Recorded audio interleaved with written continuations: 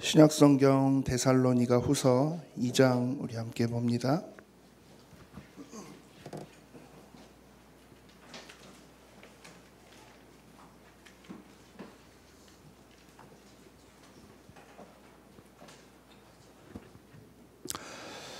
데살로니가 후서 2장 뒤에 부분을 저희가 읽을게요. 13절부터 15절까지 말씀 우리 함께 보겠습니다. 데살로니가 후서 2장 13절부터 15절까지의 말씀 한번 같이 읽어볼게요. 주께서 사랑하시는 형제들아, 우리가 항상 너희에 관하여 마땅히 하나님께 감사할 것은 하나님이 처음부터 너희를 택하사 성령의 거룩하게 하심과 진리를 믿음으로 구원을 받게 하심이니, 이를 위하여 우리의 복음으로 너희를 부르사 우리 주 예수 그리스도의 영광을 얻게 하려 하심이니라. 그러므로 형제들아, 굳건하게 서서 말로나 우리의 편지로 가르침을 받은 전통을 지키라. 아멘.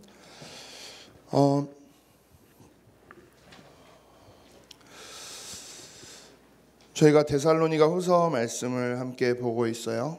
데살로니가 후서는 알지 않을까요? 어디 교회에 쓴 편지일까요? 데살로니가 후서는 어디 교회에 쓴 편지일 것 같아요? 자, 은찬이 대답. 뭐요? 왜? 데살로니가 후서는 어디 교회에 쓴 거예요? 이게 어려운 거였나? 그럼 데살로니가 전서는 어디 교회에 쓴 거예요? 네, 데살로니가 교회에 쓴 거예요. 그럼 데살로니가 후서는요? 미나, 데살로니가 후서는 어디 교회에 쓴 걸까? 그렇지. 네.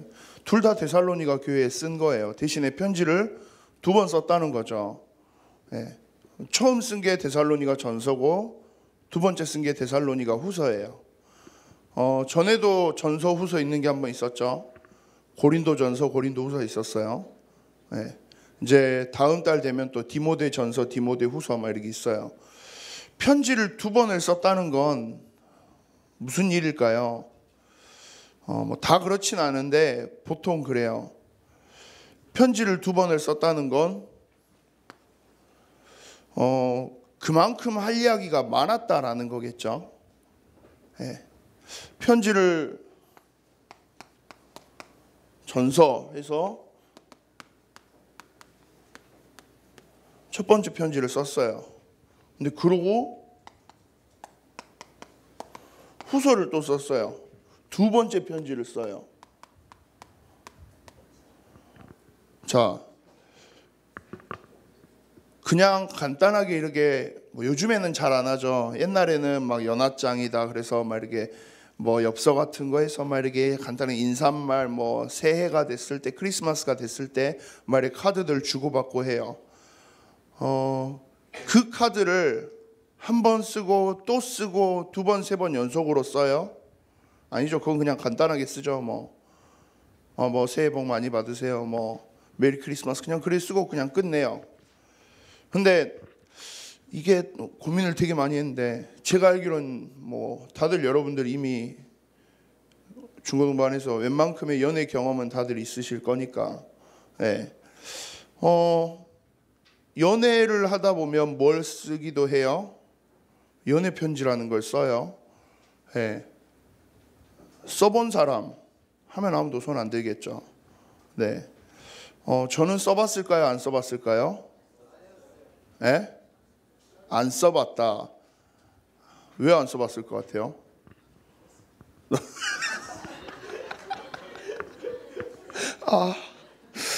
네, 써봤어요. 지금 저희 사모님하고 연애할 때 써봤어요. 근데 많이 썼을까요? 조금 썼을까요? 조금. 왜 조금 써?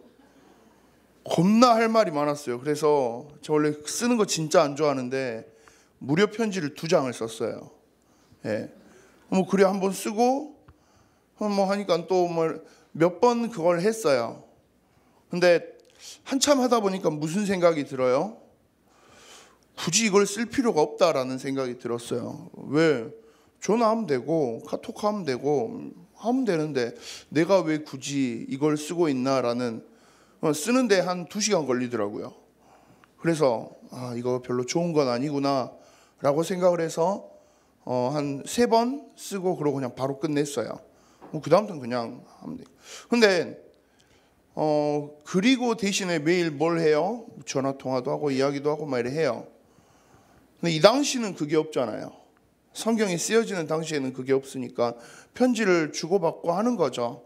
또 교회에 하나님이 주신 응답들을 계속 전달하고 말씀과 언약들을 전달하는 걸 편지로 했던 거예요. 사도 바울이 소식을 전달하기 위해서. 근데 한 번 편지를 썼는데 그 편지가 가고 그 편지를 읽고 나서 뭔가의 이상한 부작용이 일어난 거예요. 예. 그러고 나니까는 안 되겠다 싶어서 얼른 다시 2번째 편지를 사도 바울이 썼어요. 데살로니가 전서, 데살로니가 후서는 약간 그런 내용이에요. 데살로니가 전서를 통해서 이렇게 전달했던 말씀을 데살로니가 교회 성도들이 조금 헷갈려 했어요. 그리고 그 헷갈려하는 틈을 노리고 교회를 굉장히 어지럽게 만드는 사람들이 나타났어요. 그 소식을 멀리 있던 사도 바울이 들은 거죠. 그래서 빨리 다시 그걸 정리하기 위해서 조금 굉장히 빠르게 2번째 편지를 썼어요. 그러니까 데살로니가 전서를 쓰고 한 5개월에서 6개월 만에 바로 2번째 편지를 썼다라고 이야기를 해요. 자, 그러면 데살로니가 교회에 무슨 문제가 있었을까요? 데살로니가 전서를 받고 무슨 사건이 있었던 걸까요? 라고 했을 때 혹시 여러분들이 지난달 데살로니가 전서 말씀들을 놀랍게도 기억하고 계신다면, 진짜 놀랍게 기적적으로 기억하고 있다면 오늘 혹시 이걸 맞추시는 분한테는 제가 마치고 직접 GS를 가서 10,000원어치를 사줄게요. 아니면 원하는 모든 걸 10,000원 한도 안에서 그냥 오늘 드려드릴게요. 혹시 이 문제 때문에 그랬을 것 같아요 라고 생각되는 거 있어요? 없죠? 있을까요? 선생님한테 물어보지 말고. 제가 지난달에 우리 데살로니가 전서 막 말씀을 할 때 데살로니가 전서 좀 막 이렇게 막 세게 말했던 게 하나가 있었어요. 렘넌트 대회 갔다 와서 다 까먹었다면 어쩔 수 없지만 무슨 문제가 있었을까요? 데살로니가 전서에서 설마 이 단어를 기억 못하진 않겠지. 데살로니가 전서에서 사도 바울이 마지막 날 예수님이 재림하셔서 이 땅에 종말이 오고 우리가 부활하게 될 거고 하나님의 심판이 임하게 될 거고 마지막 날 종말에 대한 것들을 막 이야기를 했었어요. 그런데 이걸 데살로니가 교회 성도들이 조금 오해한 거죠. 예수님이 금방 오신다나 봐. 예수님이 곧 오시면 다 끝난다나 봐. 사도 바울이 말한 금방 예수님이 오시고 그거는 굉장히 우리 기준으로는 굉장히 긴 시간이거든요, 사실. 왜? 아직도 예수님 안 오셨잖아요. 재림을 안 하셨잖아요. 마지막 종말이 아직 안 왔는데 2000년이 지났는데 아직도. 근데 그 표현을 데살로니가 교회 성도들이 좀 오해한 거죠. 예수님 금방 오나 봐. 다 끝나나 봐. 그런데 그걸 가지고 그때도 지난달에도 함께 말씀했었지만 이걸 가지고 이용해 먹는 사람들이 나타난 거죠. 이걸 속여 먹는 사람들이 나타난 거예요. 뭐라 그래요? 야, 어차피 이제 곧 이 지구 다 끝날 거야. 어차피 다 예수님 오시면 다 끝날 거야. 근데 뭐 하려고 공부를 해? 뭐 하려고 직장을 가? 뭐하러 다른 걸 해? 그거 하지 마. 지금 예수님 오실 때 되면 그걸 위해서 준비를 해야지. 니네 지금 이러고 있을 때가 아니야. 그냥 편안하게 공부 그러고 있을 이유가 하나도 없어. 이걸 가지고 어마어마한 불안감을 조성하기 시작한 거죠. 그러니까 교회 데살로니가 교회 성도들 말에 와서 사도 바울을 통해서 전달된 그 말씀을 막 이렇게 기억하고 묵상하려고 하는데 막 항상 기뻐하라, 쉬지 말고 기도하라, 범사에 감사하라. 그건 이미 다 사라져 버렸어요. 뭐만 기억이 남아 있어요? 불안한 거예요. 무서운 거예요. 사실 이건 하나님이 굉장히 하나님의 계획을 가지고 딱 너무 깔끔하게 정해 놓으신 건데 이 말씀을 완전히 오해하도록 만든 거죠.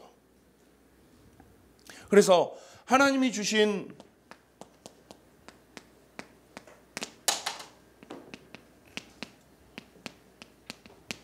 말씀을 언약으로 붙잡고 우리가 살아야 되는데 이 말씀을 언약으로 붙잡고 우리가 딱 일어서야 되는데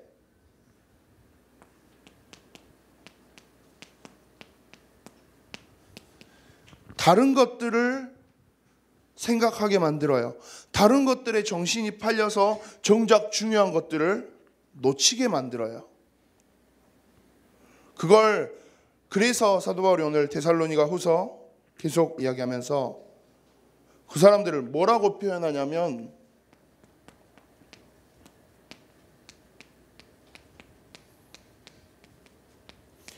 멸망의 아들들이라고 표현해요. 왜? 모르죠. 그 사람들도 사도 바울이 했던 그 데살로니가 전서의 종말에 대한 말씀을 자기들도 착각해서 그런 걸 수도 있어요. 근데 그걸 가지고 사도 바울은 뭐라고 표현해요? 멸망의 아들들이라고 이야기해요. 너무 심한 거 아니에요? 조금 잘못 이해했을 수도 있는데 사도 바울이 조금 이렇게 깔끔하게 정리를 못 해줘서 헷갈린 걸 수도 있는데 사도 바울 아예 이렇게까지 표현해요. 이유가 뭘까요? 네. 이게 가장 중요한 건데 이것 때문에 이걸 우리가 놓쳐버리니까 그래요. 결국 이 언약을 놓치면, 이 복음을 놓치면 어떻게 돼요? 시간이 지나면 이 언약이 전달되지 않아요. 이 언약이 전달되지 않고 이 복음이 전달되지 않으면 그 다음 세대는 이 복음을 모르고 살아요. 그럼 어떻게 돼요? 진짜 멸망하는 거예요. 진짜 멸망의 자리로 가는 거예요. 그래서 오늘 데살로니가 후서에서는 그 이야기를 하는 거예요. 절대 다른 것 좀 신경 쓰지 마. 진짜 중요한 걸 너희가 붙잡아야 돼. 교회 안에서 예배하면서 우리가 붙잡아야 되는 정말 중요한 거 여기에 있다는 거예요. 근데 이 당시에 데살로니가 교회는 이제 이 종말론에 사로잡혀서 그러게 하니까 했어요. 근데 우리들도 사실 그래요. 보면 교회 안에서 하나님이 주신 말씀을 언약으로 붙잡는 것이 아니라 다른 것들 때문에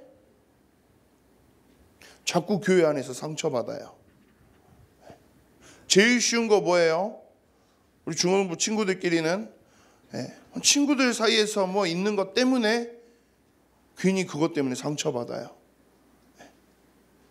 교회 안에서 예배 속에서 우리에게 가장 중요한 거 하나님의 말씀을 붙잡고 그 말씀 속에서 내가 하나님 나를 사랑하시는구나, 하나님 나한테 너무 정말 큰 은혜를 주시는구나, 그걸 고백하고 서는 게 우리에게 있어서는 가장 중요한데 저 친구가 마음에 안 들어서 이 친구가 어째서 저 친구가 나랑 잘 놀다가 갑자기 어째서 싸워서 그런 걸로 완전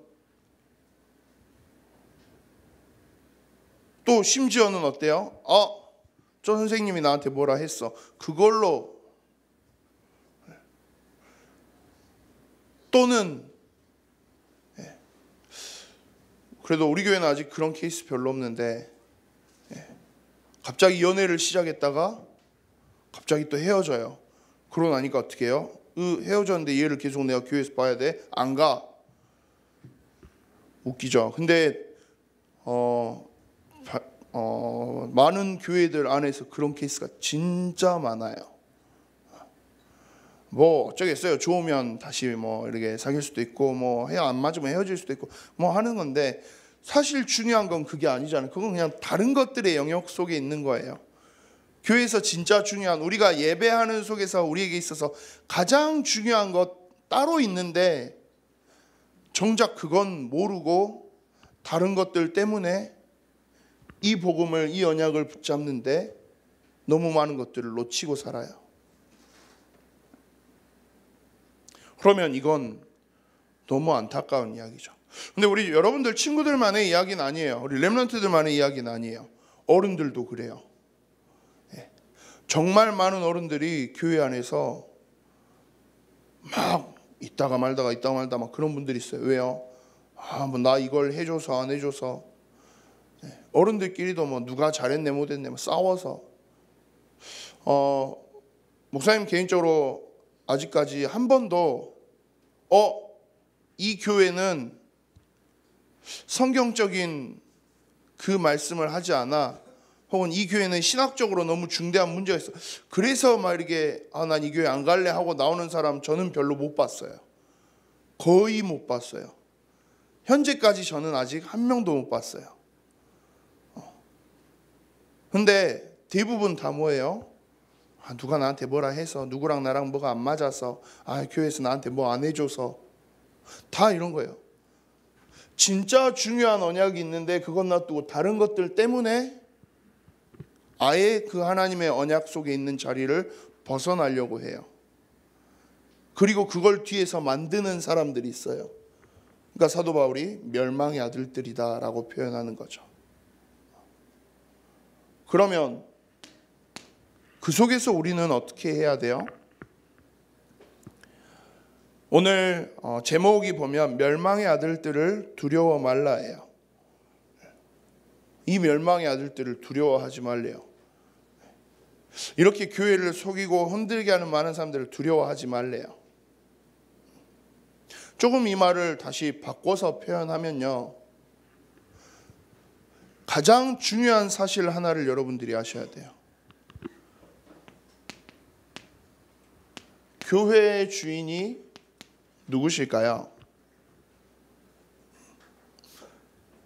우리가 꼭 기억해야 되는 가장 중요한 사실, 교회의 주인, 그리고 내 인생의 주인이 누구일까요?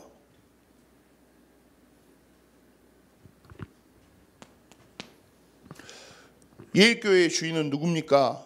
라고 했을 때 유년부 친구들 중에 한 명이 그런 이야기를 한 적이 있어요. 박성진 목사님이요 한 적이 있어요. 박성진 목사님이 예일교회의 주인일까요? 아니에요. 그러면 대한예수교 장로의 예일교회 이렇게 하니까 장로님들이 뭐 이렇게 당회도 하고 한다더라, 혹시 뭐 그걸 들은 친구들이 있어요. 장로님들이 교회의 주인일까요? 아니에요. 교회의 주인은 누구예요? 렘넌트가 중요하니까요. 렘넌트, 우리가 교회의 주인이에요. 여러분들이 교회의 주인일까요? 그것도 아니에요. 교회의 주인은 하나님이세요. 교회뿐만이 아니에요. 여러분들 인생의 주인도 마찬가지예요. 여러분들 인생의 주인이 누구예요? 부모님이에요? 선생님이에요?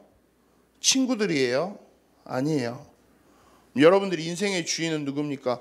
내 인생의 주인은 나죠. 여러분들 스스로가 여러분들 인생의 주인일까요? 그것도 아니에요. 여러분들의 인생의 주인 또한 하나님이세요. 이걸 기억하셔야 돼요. 다 좋은데 내 인생의 주인이 내가 아니고 하나님이다. 그건 조금 기분 나쁜데요. 뭐 그럴 수도 있어요. 목사님 고2, 고3 때 목사님 인생의 최고의 암흑기였던 시절이 있었어요. 그때 제일 싫었던 말이 그거였어요. 왜 내 인생의 주인이 하나님이야? 내 인생 주인은 나지. 내가 사는데. 무시무시했던 우리 아빠 우리 엄마도 아니고, 엄마 아빠 품에서 벗어나서 좀 혼자 있다 보니까 되게 자신만만해졌어요. 그러니까 내 인생의 주인은 나지. 이제 내가 하고 싶은 거, 내가 이루고 싶은 거, 나 그냥 내 마음대로 살 거야. 그렇게 열심히 잘 2년을 살았던 것 같아요. 그리고 나중에 감사하게도 하나님 앞에서 다시 무릎 꿇고 손 들고 그렇게 울면서 고백했던 건데, 하나님 잘못했어요. 근데 주인이다라고 했을 때 가장 중요한 건 그거죠. 담임 목사님 우리 주일 오전 말씀 중에도 참 자주 말씀하신 적이 있어요. 주인은 뭘 해요? 주인은 자기 마음대로 자기가 조종하는 것, 자기 마음대로 자기가 주인이니까 자기 뜻대로 모든 것들을 해 나가는 걸 주인이라고 해요. 자, 저한테 오늘 2개의 볼펜이 있어요. 좀 뚱뚱한 볼펜이 있고요.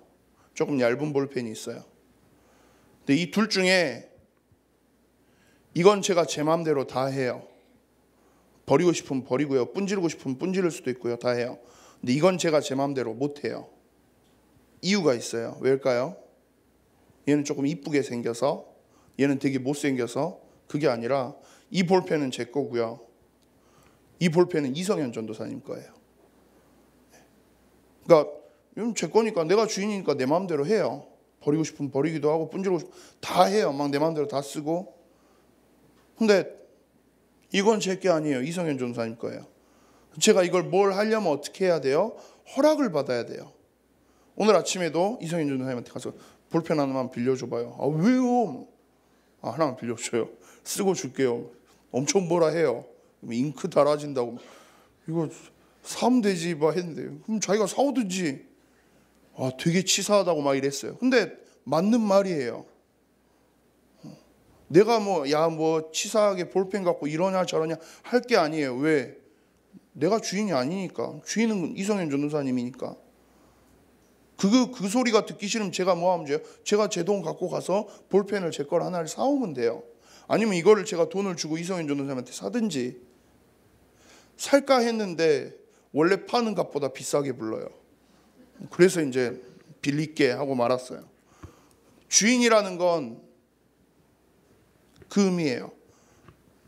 주인이니까 주인이 자기 마음대로 사용할 수 있고 움직일 수 있냐는 거예요. 그러면 내 인생의 주인이 왜 내가 아니죠? 여러분들 인생 여러분 마음대로 잘 조정되든가요? 안 돼요. 아, 지금은 나 하고 싶은 대로 다 해왔는데요. 대단한 거예요. 근데 얼마 못 갈 거예요. 우리 선생님들은 너무 뼈저리게 느끼실 거예요. 여러분들의 엄마 아빠가 누구보다도 뼈저리게 느끼실 거예요. 자녀를 낳고 자녀를 기르다 보면 그래요. 와, 얘는 진짜 내가 이렇게 해서 잘 키우고 뭐 어째야지. 근데 단 하나도 내 마음대로 되지 않아요. 내 자녀가 이렇게 자랐으면 좋겠는데 아니요. 전혀 내가 원하는 방향하고 다른 쪽으로 가요. 저는 제 아들을 되게 좀 이렇게 착하고 얌전하고 좀 이렇게 저처럼 그렇게 키우고 싶어 해요. 그런데 그게 안 돼요. 성격이 너무 공격적이에요. 맨날 막 화내고 소리 지르고 때리고, 오늘 아침에도 제가 울고 나왔어요. 아침에 왜 울었냐면 제 코를 너무 세게 때렸어요. 빡 때렸어요. 쫙 소리 나게. 근데 애한테 맞았는데, 애 목사님 뭐 얼마나 아프겠어요? 한번 맞아보세요. 세요.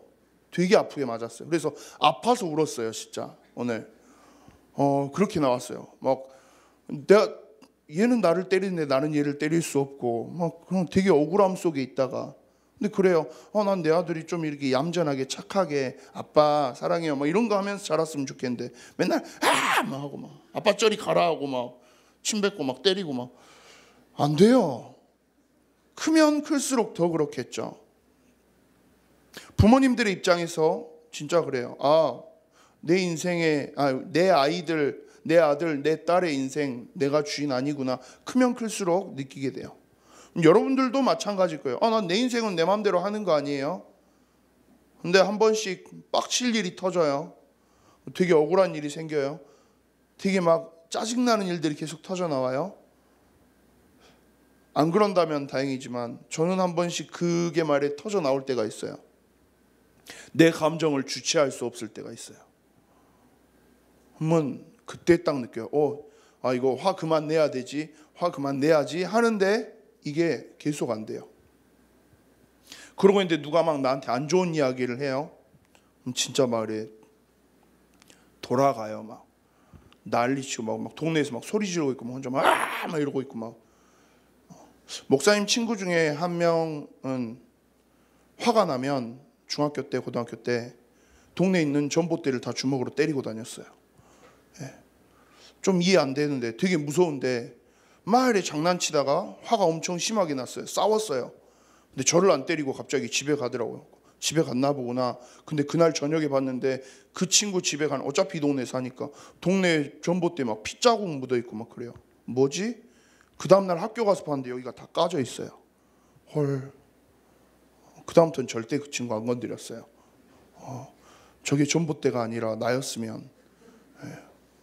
근데 한편으로는 이해가 안 됐어요. 아무리 화가 나도 그렇지 그걸 치고 다니냐. 자기 손 다 아프잖아요. 내 손이 아픈 거잖아.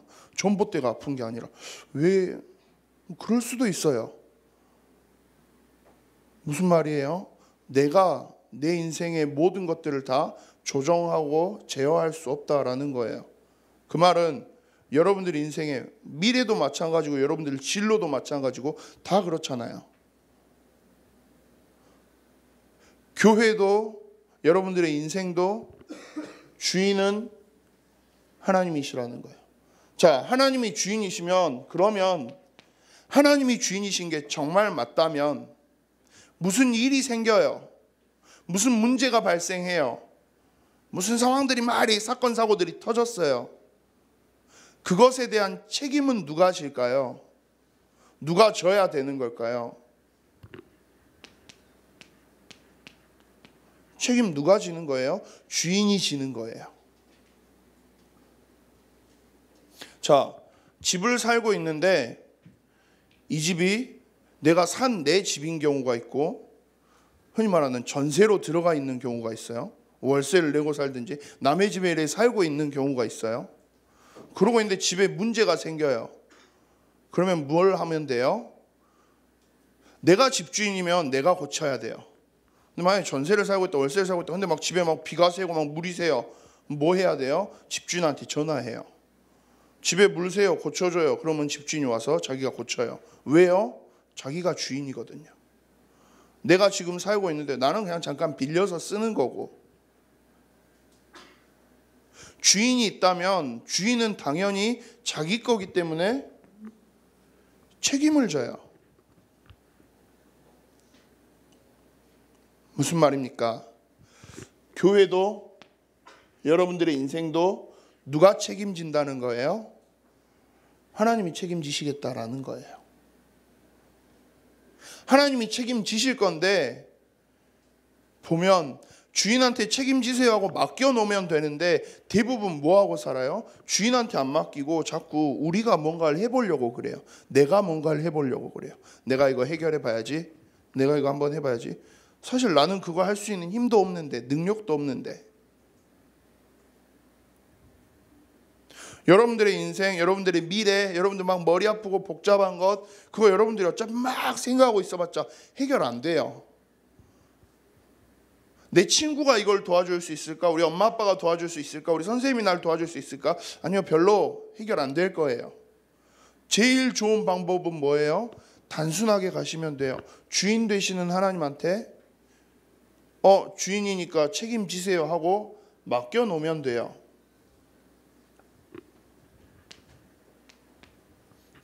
주인 되는 하나님께서 책임져 주세요 하고 맡기는 그 과정, 그걸 기도라고 해요.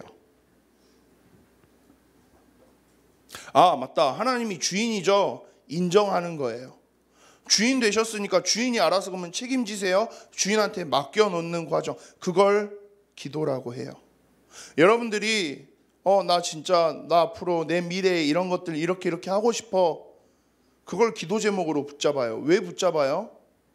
왜 그걸 하나님한테 이야기해요? 하나님이 그걸 이루실 분이라는 걸 여러분들 인정하는 거죠. 하나님이 아니라 내 인생의 주인이 나면 그거 굳이 하나님한테 기도할 필요 있어요? 없어요. 내가 주인이니까 내가 알아서 해나가면 되는 거죠. 기도는 그 의미를 담고 있어요. 하나님이 내 인생의 주인이셔. 그걸 인정하는 의미와, 그러면 하나님이 주인 되시니까 이젠 내 미래, 내 모든 것들 다 책임지실 거야. 하나님 책임지세요 하고 맡기는. 여러분들이 이 기도를 조금씩 시작해 보셨으면 해요. 그러면 이 기도를 통해서 뭘 해야 될까요? 이 기도를 통해서 뭘 하라는 거예요? 이 기도를 통해서 뭘 하고 싶은 거예요? 정말로 하나님이 여러분들 인생의 주인이시라는 걸 인정한다면, 하나님이 여러분들 인생의 주인이신 게 맞다면, 그 하나님이 모든 걸 책임지실 거라는 걸 믿는다면, 그러면 그때부터는 여러분들의 기도 제목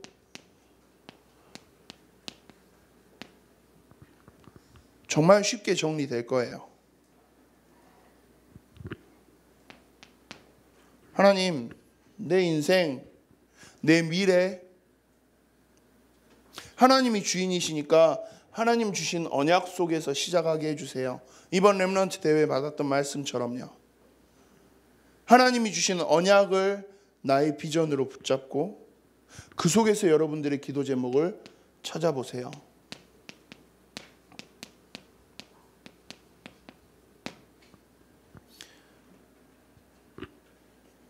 이것만 여러분들이 하셔도, 진짜 하나님이 주시는 언약, 말씀 속에서의 언약을 붙잡고 그게 여러분들의 비전이 되어지면 그 다음 것들은 될 거예요. 진짜 이게 되어지면 그 다음 것들은 될 거예요. 꿈으로 너무 좋은 거니까, 너무 나에게 필요한 거니까, 너무 내가 간절히 소망하는 거니까 꿈 꿀 수밖에 없겠죠. 꿈 꾸지 마라 해도 그걸 계속 머릿속으로 상상해보고 구체적인 그림들을 그려나가기 시작하겠죠. 실제적인 이미지들을 만들어 나가기 시작하겠죠. 그걸 이루기 위해서 진짜 이게 너무 좋은 거라면 여러분들이 그때부터 매일매일 실천하겠죠. 렘넌트 대회 때 받았던 우리 5가지 단어들, 언약 속에서 하나님이 주신 비전을 발견하는 것, 이 2가지만 여러분들이 안 놓치고 하시면 돼요.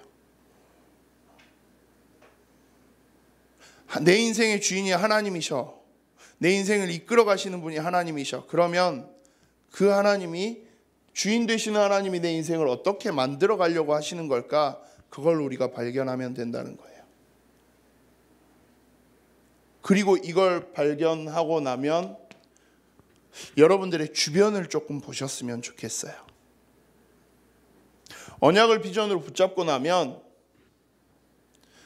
그 다음 거 여러분들 서밋으로서의 응답, 여기서 찾아질 거예요.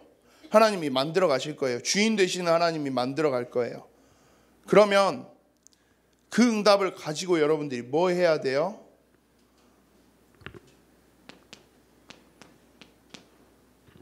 이거 해야 돼요.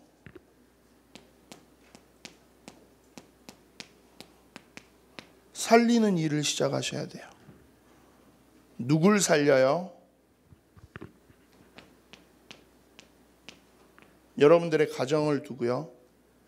혹은 여러분들의 가문을 두고요. 여러분들의 학교를, 혹은 학원을, 여러분들의 친구들을 여러분들의 기도 속으로 담아가셨으면 해요. 주인 되시는 하나님이 우리 가정, 가문, 학교, 내 친구들, 하나님 모두를 다 붙잡아 주세요. 하나님, 내 친구들도, 내 학교도 하나님 살아나게 해주세요. 여러분들의 기도 제목을 이렇게 조금 정리해 보셨으면 해요.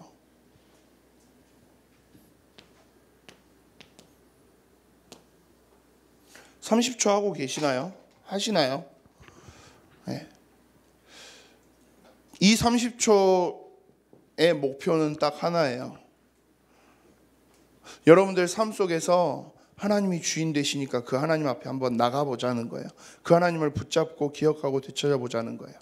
그리고 이 속에서 여러분들이 정말 나의 주인 되시는 하나님이 나를 인도하시고 책임지실 거야 라는 게 진짜 느껴지고 확인되면 이제는 그 영역을 조금씩 넓혀가 보자라는 거예요. 나 잠깐이지만 이제는 나를 위해서만이 아니라 내 학교를 두고도, 우리 집을 두고도 이 30초 한번 시작해 봐야지. 내 친구들을 두고도 이 30초 한번 시작해 봐야지.